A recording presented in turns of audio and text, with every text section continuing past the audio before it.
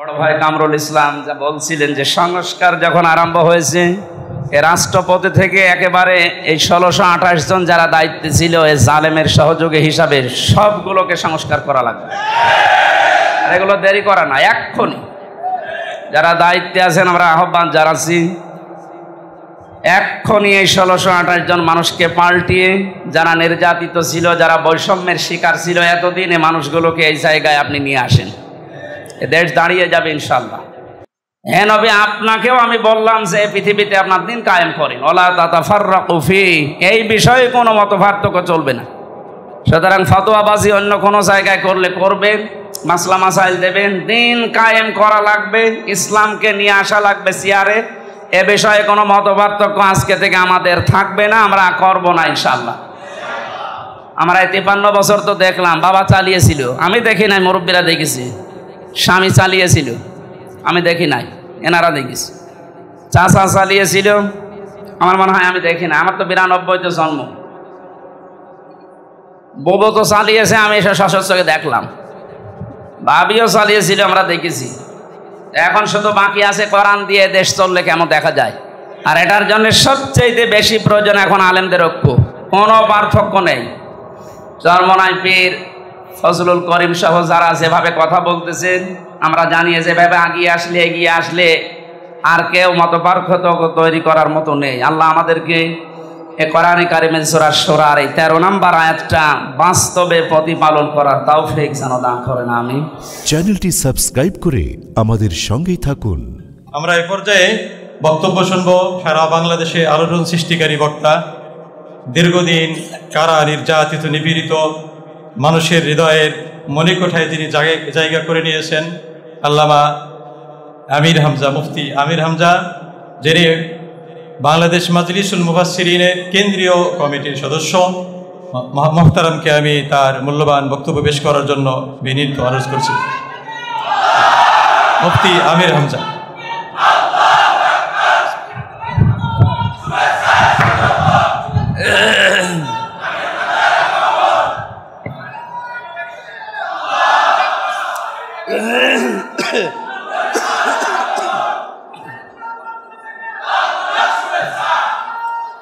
আসসালামু আলাইকুম ওয়া রাহমাতুল্লাহি ওয়া বারাকাতুহু।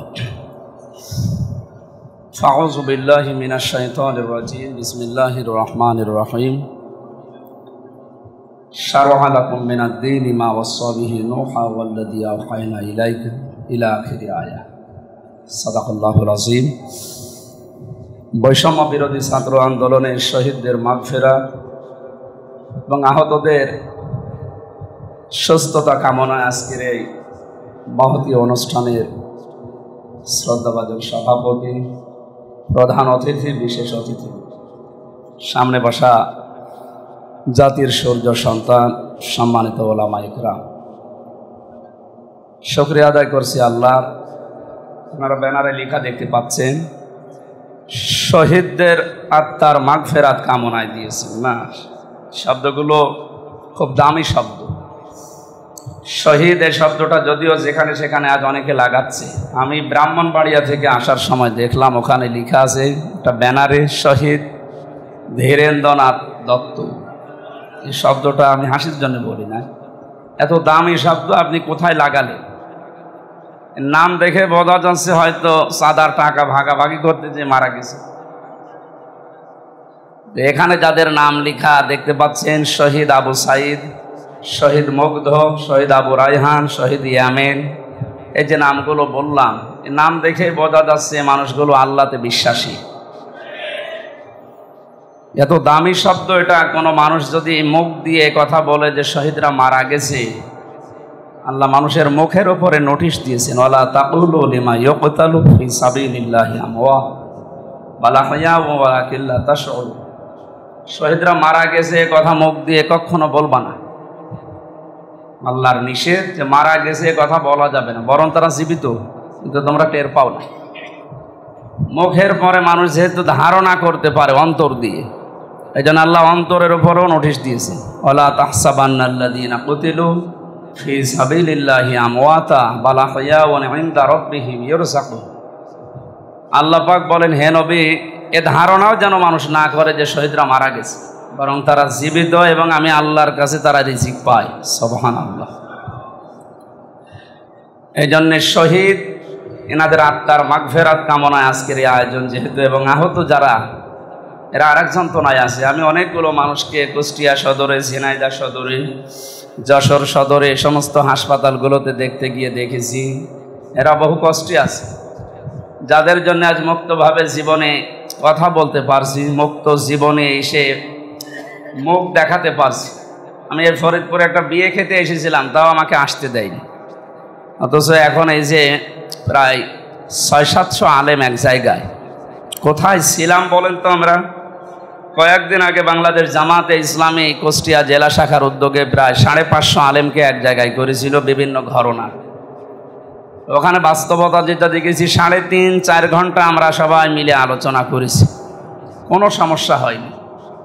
অথচ আগস্টের 5 তারিখের আগে এই 550 না, 5.5 জন যদি এক জায়গায় হয়তো মনে হয় 10টা মামলা হয়ে যেত। কোথায় ছিলাম আল্লাহ, কোথায় পাল্টিয়ে দিয়েছে।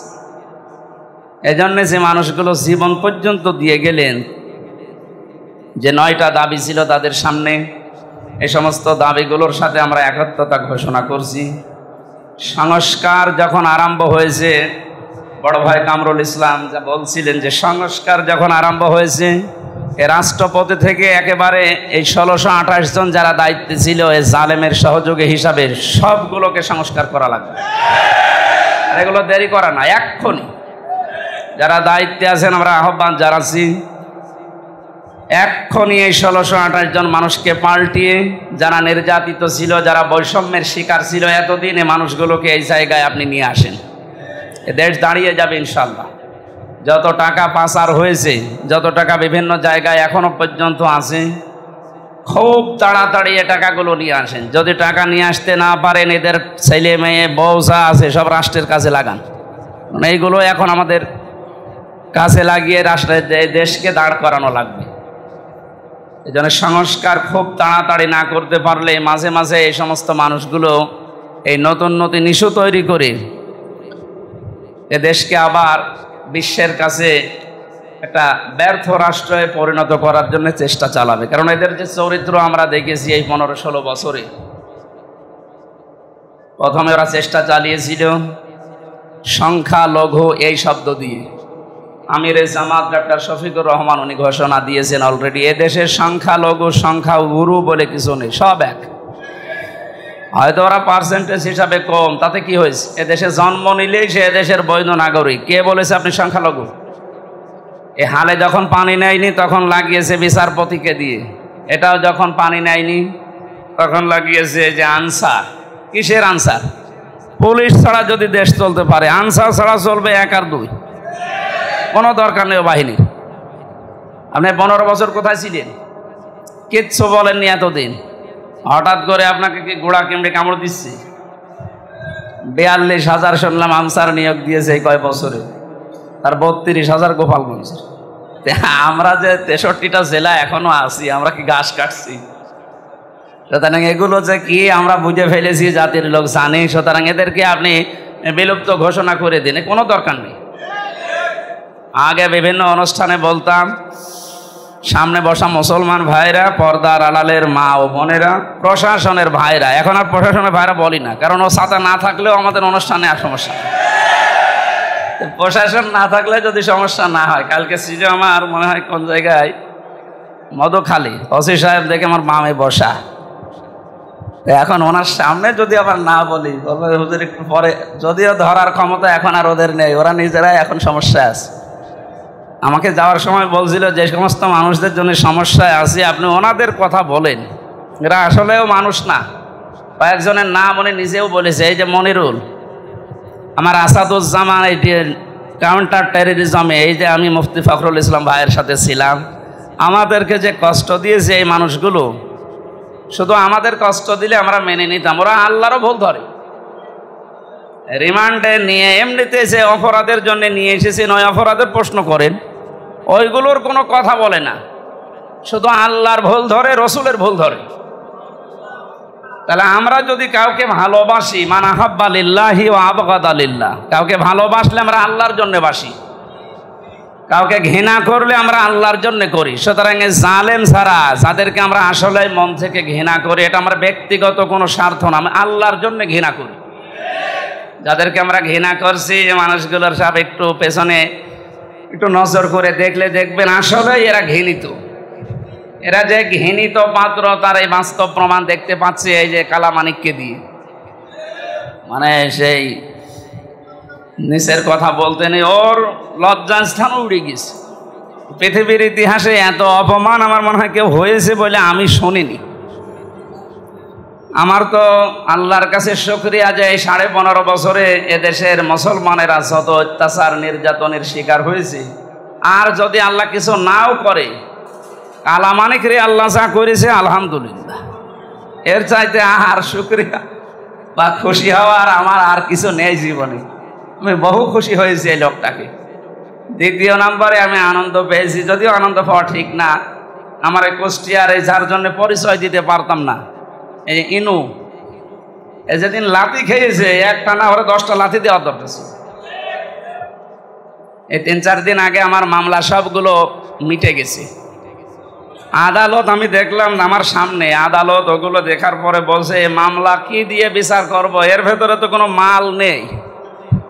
আমি যে কি লিখবো, কি দিয়ে লিখবো, এ ফেলে দিল। তার মানে যে কয়জন ছিলাম সবগুলোকে একেবারে বেকুসুর খালাস দিয়েছে।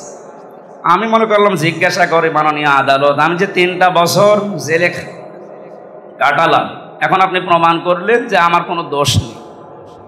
সে আমার মোবাইল থেকে শুরু করে আমার গ্রামের বাড়ি পর্যন্ত 3.5 বছর তন্ন তন্ন করে দেখেছেন, যে মামলা দিয়েছেন ওর সাথে কোনো সম্পর্ক আমার নেই, আমি নির্দোষ। বিনা কারণে একটা নির্দোষ মানুষকে যে কষ্ট দিল, আমার মামলার আয়ু থেকে শুরু করে উপরের নির্দেশে নাকি এই মামলা জামিন হতো না। যারা এর সাথে জড়িত আমরা প্রত্যেককে এইভাবে শাস্তিতে দেখতে চাই, শুধু আমি একা না, সারা বাংলাদেশে প্রায় 1 লাখের ওপরে মানুষ এখনো জেল খাটে। এর ভেতরে আমার মনে হয় 35-40 হাজার মানুষ কিচ্ছু জানে না। আমি তো কাশেমপুরে ছিলাম, এখানেও তো মাঝে মাঝে দেখতাম অনেকে কিছুই জানে না। এই মানুষগুলো হয়তো 2 বছর, 5 বছর, 7 বছর, 10 বছর পরে বের হবে, এদেরও বেকুসুর খালাস দেওয়া হবে কোনো অপরাধ না পেয়ে। 10টা বছর লস করলেন আপনি, নষ্ট করে দিলেন। যারা এর সাথে জড়িত এরকম প্রত্যেককে এইভাবেই শাস্তি দেওয়া দরকার। আমরা বেশি চাচ্ছি না, ওয়াইন আকাবতুম ফাআকিবু বিমিসলি মা উকিবতুম বি, যতটুকু করেছেন আমরা অতটুকু চাই, এতটুকু করলেও আপনি বাঁচবেন না। আজ যারা বাইরে থেকে এখনো পর্যন্ত উল্টাপাল্টা কথা ছড়াচ্ছেন, এই দেশে থেকে যে মানুষগুলো এখনো আশার সঞ্চার পাচ্ছেন যে আপা আপনি ঘাবড়াবেন না, আপনি ঘাবড়ালে আমরা নরম হয়ে যাই, আপনি মানুষ, কি করেছে আপনি জানেন না? বাংলাদেশের 18 কোটি মানুষ যদি মাফ করে দেয় এই জালেমদের, ব্যারিস্টার আরমানের বউ জীবনও মাফ করবে না। আমান আজমির ঘোষণা শোনেননি? জীবনও মাফ করবে না। এটা যেহেতু হকুল্লাহ আপনি নষ্ট করেননি, হকুল ইবাদ নষ্ট করেছেন, সুতরাং যার কাছে যে অপরাধ করেছেন ওনার কাছে মাফ চান, তারপরে আপনি তওবা করেন। আর আমার যতটুকু আমার বাস্তবতায় দেখছি, আমার ছোট মেয়েটা আজ পর্যন্ত আমার জেনেন আমার কাছে আসে না, আমার কোন অপরাধে ক্ষতি করে দিলেন। যত মানুষকে এভাবে ক্ষতি করেছেন, আপনি হকুল্লাহ নষ্ট না করে হকুল ইবাদ নষ্ট করার কারণে আপনার দুনিয়াও শেষ হয়ে গেছে, আপনার আখিরাত তো শেষই। কারণ জালেমদের বিরুদ্ধে আল্লাহ নিজে মামলা দেবে, ইন্নামাস সাবিলু আলাল্লাযিনা ইয়াজলিমুনান নাস, অবশ্যই আমি আল্লাহ নিজে মামলা দায়ের করব জালেমদের বিরুদ্ধে, যারা মানুষের উপরে জুলুম করে। ওয়ায়াবগুনা ফিল আরদি বিগাইরিল হক, অন্যায়ভাবে দুনিয়াতে যারা বিদ্রোহ তৈরি করে এদের বিরুদ্ধে আল্লাহর মামলা। এই সংখ্যালঘু দিয়ে, প্রধান বিচারপতিকে দিয়ে, আনসারদেরকে দিয়ে, ডাক্তারকে দিয়ে, এখন আবার শ্রমিকদেরকে লাগাবে শুনছি। আমার মনে হয় ওদের যা চরিত্র, ওরা এই গোয়ালন্দ ঘাটের বেশ্যাদেরকেও নামাতে পারে। যেন ছাত্র জনতা সতর্ক আছে, বাংলাদেশের জনগণ আমাদের আরো সতর্ক থাকা লাগবে। আর কিছুদিন যাক, আজকে রাতের ঘটনা, অনেক নেতা ছোটখাটো যারা, এরা যেহেতু আর কিছু পাচ্ছে না, ওরা বলছে আমরা এ দলে আর নেই, এ দল আমরা পাল্টাবো। শুরু যখন হয়ে গেছে, ওরা তার না সায়াদ খুলুনা ফি দীনিল্লাহি আফওয়াজা, আমরা চাই দলে দলে মানুষ ইসলামে প্রবেশ করুক। এটা আল্লাহর ঘোষণা ছিল যে নবী আপনি দেখতে পাবেন দলে দলে পালে পালে তারা ইসলামে প্রবেশ করছে। এই দৃশ্য এখন সামনে আমার মনে হয় আসতেছে। কিছু মুনাফিক এখন আবার মাথা চাড়া দিচ্ছে। এটা যেহেতু রেকর্ড হচ্ছে আমি সাবধান করছি। গত 15 বছরে মসজিদের ভেতরে কোরআনের কথা আল্লাহর কথা বলা যাবে না এই সাহস এত বড় জালেমরাও দেখায়নি। এটা এখন দেখতে পাচ্ছি অনেকে এই সুর তুলছে, ওমান আসলামু মিম্মাম মানা মাসাজিদাল্লাহি আইয়ুযকারা ফিহা ইসমুহু ইলা আখির আয়া।